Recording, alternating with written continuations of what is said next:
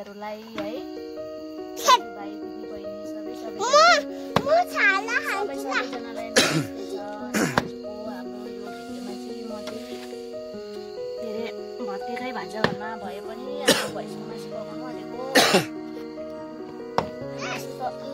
मासु त भोलि भान्साघर बसेर होइन नयाँ भान्साघर नयाँ चुलामा बनाउनु पर्ने थियो।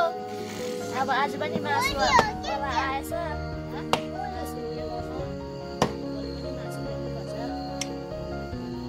भन्दै म पाल्काले चाहिँ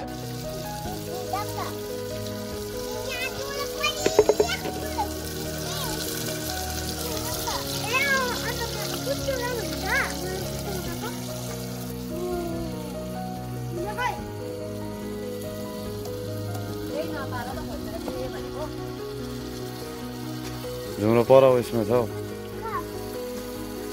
कि पल्लो पल्लो खिच्नु त्यो भान्जा उयसमा छ जालीमा छ।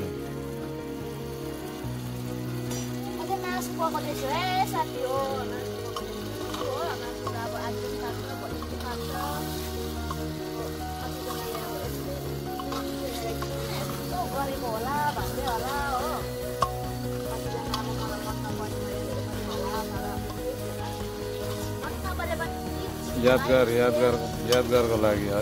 यादगारको लागि जे भन्न मन लाग्छ कमेन्टमा जे भन्दा पनि हुन्छ होइन। सब्सक्राइब गर्नु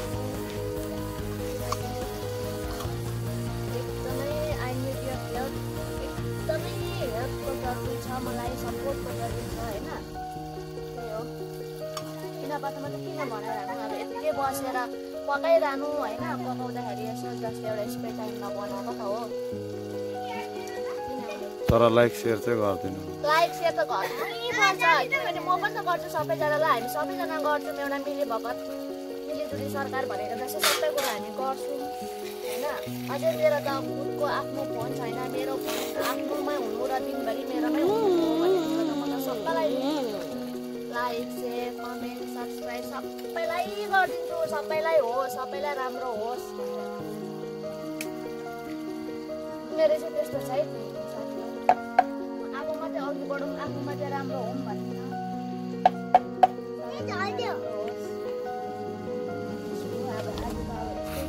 वरिपरि बाजेर छैन, अब भोलि चाहिँ बिहान राम्रो बनाउने हो। यहीँ मात्रै गऱ्यो भने त चिन्दैन रहेछ नि भान्साघर छ कि छैन। अब देखाउनु पऱ्यो यस्तो गऱ्यो भने चाहिँ चिन्छ।